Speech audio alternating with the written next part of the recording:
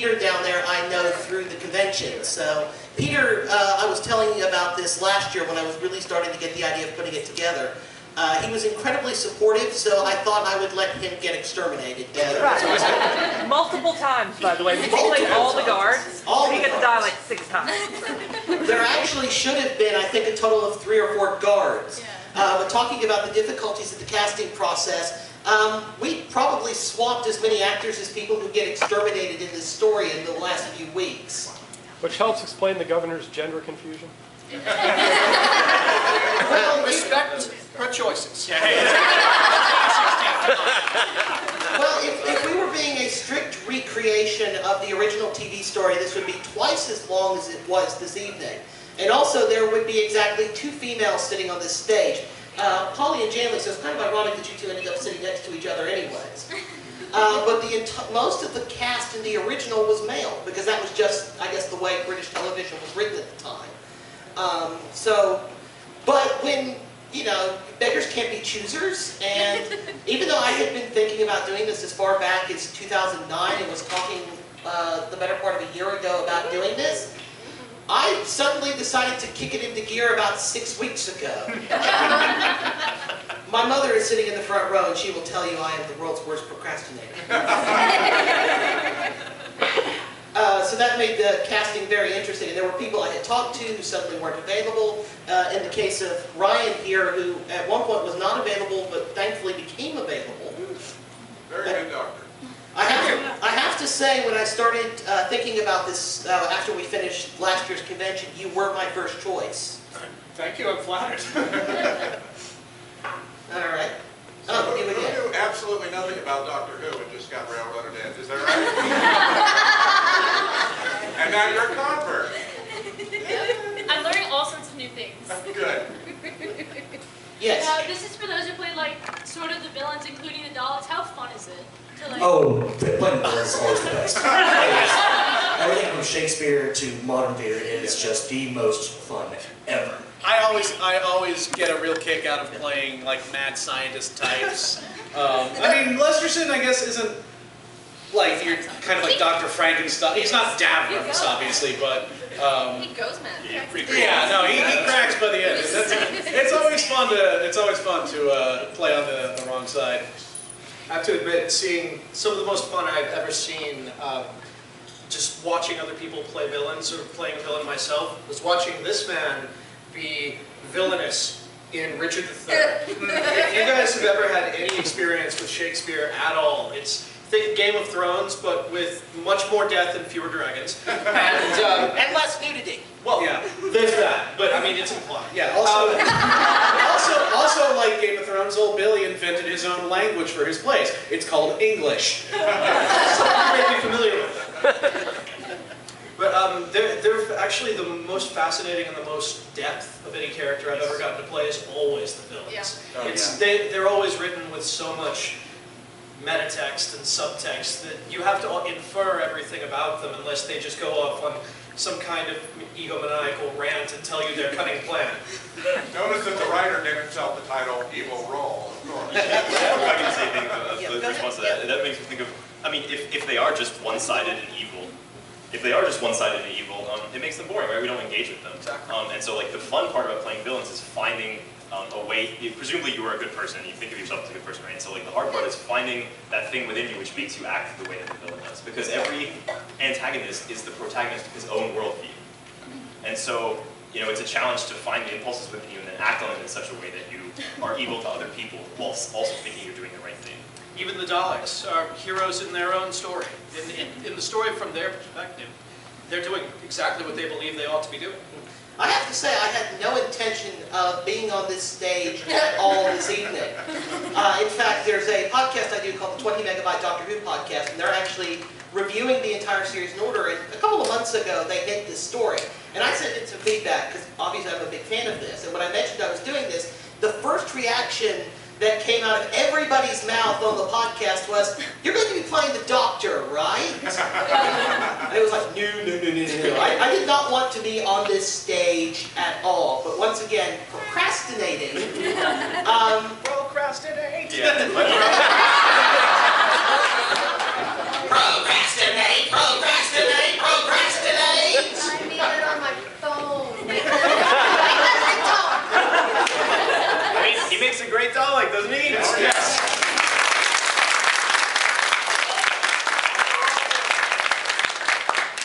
but having procrastinated, my initial plan was I was going to go on Gallifrey Base or one of the voice acting forums and just recruit the best Dalek voice I could find.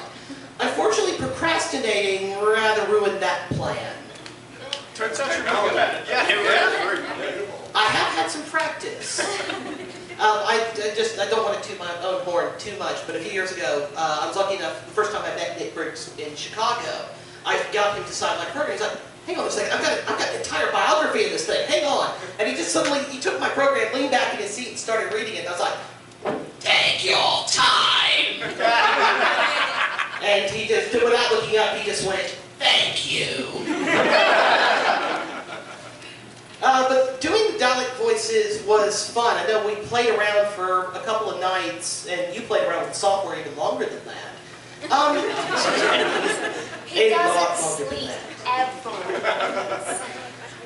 And it was a lot of fun to do it. One of the reasons I love this story is that the Daleks just aren't, as Ryan, you were talking about, they're not just one-dimensional villains, because often they just run around, you know, sort of shouting, exterminate, exterminate! And the Daleks are a lot more interesting when they're being slightly more cunning and slightly more manipulative. And David Whitaker, who wrote the original script for that, really understood that. He did a stage play prior to this called The Curse of the Daleks, which Big Finish has now done a version of, which is very much the precursor to this, and he builds on those ideas here. And that even further builds into the last Dalek story of the 60s called The Evil of the Daleks. So he wrote them very interestingly. It's one of the things that drew me to this story to begin with. So, but playing the Daleks, I have to say, is a lot of fun. At least it was until I suddenly realized I was doing them live on stage, and then it got utterly terrifying. Another thing that keeps the Daleks interesting, and I guess a little bit relevant, some of you may follow politics, some may be history fans, but the Daleks were created by Terry Nation originally as sort of a way to sort of deal with the existential problem of their conflict with the Germans, well, the world conflict with the Axis powers back in the 40s. Yeah. And on the surface, yes, they're just scary, faceless. There's dozens upon thousands of them. They all look identical. There's no substantive difference between them. And I think as they've grown as a villain, as a monster in the Doctor Who universe, the trick, as much as keeping them fresh and relevant and interesting, has been to make them evolve with the times of the story and keep them fresh and relevant. And a lot of the things that they represented, all of the, I suppose the hate, the conformity. Well, not just that, but the, what's the word? The absolute surety, the zealous devotion to their own fixed way of looking at the universe has remained pretty relevant. And that's something that I think we, in real life, struggle with all the time. So it stays a relevant villain. And I think that's one of the reasons that they've remained a very popular villain. It's a beautiful script. The circularity of it, the sneaky, I am your servant, and by the end you've got Lesterton saying the same thing right back to them. It's just amazing stuff. Yeah, that's good that it did it. I always like if they actually do a callback to this in Victory of the Daleks. Yes. Where there's when the Daleks show up pretending to be working for Churchill, they'll go, I am your soldier. And I am your soldier. And you notice the first time they say it, they hiss out that S a little bit longer. Yeah. So they might be saying I am your servant again. Yeah, and that was a deliberate thing both by Mark Gatiss, who wrote that episode, and Nick Briggs, who did the voices. And there's actually, later in that same episode, a reference to Evil of the Daleks, the other Troughton story, Dalek story, which itself is missing. Well, there's an idea. Never mind. I just realized somebody's already done a stage play of that, sadly. Well, we can do it better. That's right. If you start now, right now. Get off the stage, go get it. Sorry, another question. I'm sorry, we really got off on a tangent there. Yes. Well, how did you decide what to edit out then? Through basically 7 years of trial and error. This is going to make me a long way of answering the question. I started working on this in 2009. The original idea was to do it as a full-on black and white recreation as a fan film, and to sort of do it as a charity fundraiser for, I think it was the Juvenile Diabetes Research Foundation. The problem with that is that the BBC will not license anybody to do anything with Doctor Who that they themselves are not doing, with notable exceptions, Big Finish, IDW, etc. They weren't going to hand, how old was I at the time, a 19-year-old kid in Alabama the license to do a Doctor Who film, basically. So it just sat on the shelf till a couple of years ago, and I got the idea after getting involved with Con K, hey, this would be a great place to do it. And it occurred to me, 2.5 hours is just not feasible to do. It was feasible to do because it was 6 25-minute episodes. And you aired, once a week. And those of you who are fans of the Classic 2s will know this. It wasn't reasonable to do it on stage now, so that was when I began cutting stuff. It was a difficult process because it's actually a very tightly written script for something that's 6 25-minute episodes. So a lot of the process of editing and adapting was figuring out what can I cut without, I got too connected to it for a while. It was like I can't cut anything. And that's where people like Andy down there and Kareem came in handy. Emily Schaefer, who's doing the narration, I think read an early draft of this year and a half ago, and sent me some useful notes on it. But in the end, it was like, how can I create the tightest version of this story possible without losing the big moments? And that was really what I looked for, was those big iconic moments. Because we do have the audio for this, and as I said, 3 minutes worth of clips. So we do have the thing, some of the Dalek things. The mass assembly scene that Lesterson sees as part of the footage that survives. That's very difficult to do on stage, it must be said. Yeah. Even if you had the biggest budget in the world. What was really defining in what you saw and heard this evening was getting involved with Rocket City Shakespeare. Because Rocket City Shakespeare is very much minimalist. It's like, doing the bare minimums and focusing on the text and the word. And that was, Mandy's not here, so I'll say it. I basically planned on wholesale stealing the Rocket City Shakespeare aesthetic. What is it? I'm trying to remember this. Yeah. He did steal it, right? He did steal it, yeah. Short of the all-black costuming, I think we're pretty much all here. We weren't all that much stuff. It's true, we're colorful. Yeah, it does happen that I also read John Peele's novelization of this, published in the early 90s. And it was him, he threw in some continuity stuff, including the Interplanetary Mining Corporation, which is actually from a John Pertwee story called Colony in Space. And as it happens, they do wear black uniforms, which is why I threw that in. As I've said often today, I am a nerd, hear me bore. So it was, in the end, it was what will work in a minimalist setting, and what can I do to tell the basic version of this. The big reason, besides my sheer procrastination, that we did not do a full-on production this evening is the fact that we needed a couple of Daleks. There's one. We need 3. Well, the problem is that because he's sitting in the room and rolling around, I rather self-consciously felt the need to compete with that. And as my mother, who's sitting in the front, will tell you, I am completely useless at anything like that. I mean, how much did Wayne spend making that? I don't think he's come up with a final figure yet, but I believe Literally it's all the money. Just all of it. Just All all the money. It was a lot of money over a That was how period of much I time. assumed. Yeah, just all of it. Possibly. You could have bought a huge car. But as I said, to answer your question, it was, what can I do that will keep this to a minimalist aesthetic, and what will tell the basic story? The idea was this was going to run 75 to 80 minutes. I think we managed to bring it under that. So What bed? I think we have time for one last question. If none of y'all have one, I've got one for those of you who aren't Whovians. Kareem, Lauren, since this is kind of your first dabble into the sort of fandom community, I am sorry, but I got it. You're on the spot now. Well, what's the experience kind of been like for you? Like how, going in basically blind, how easy or difficult was it to adapt to it? Well, that's a great question. So it was actually fairly easy because I just took, it's not on, so it's useless. No, you're good. So no, I really just took the script and worked with what Matthew had given me. And I figured that in this setting that was appropriate.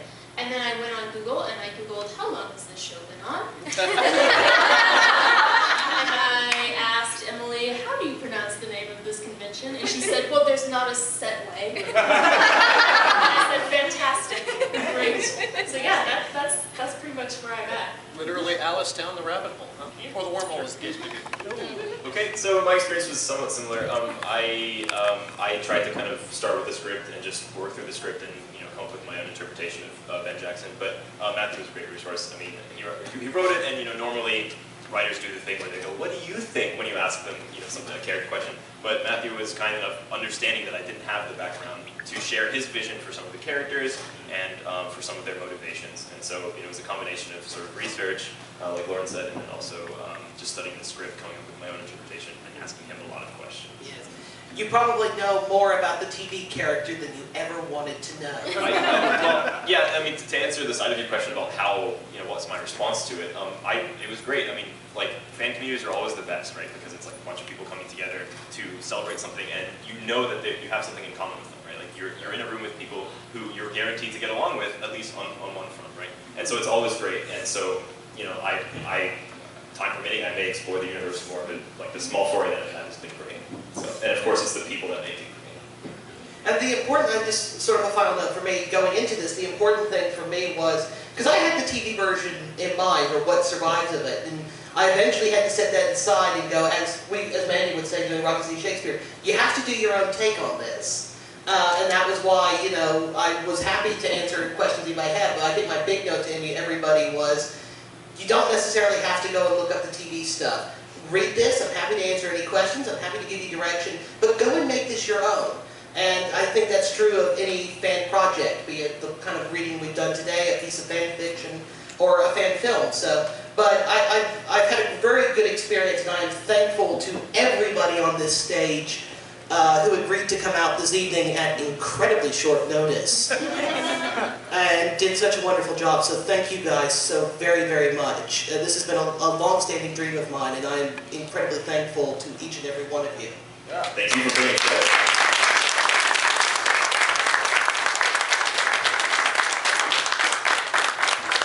And now you must clear the room to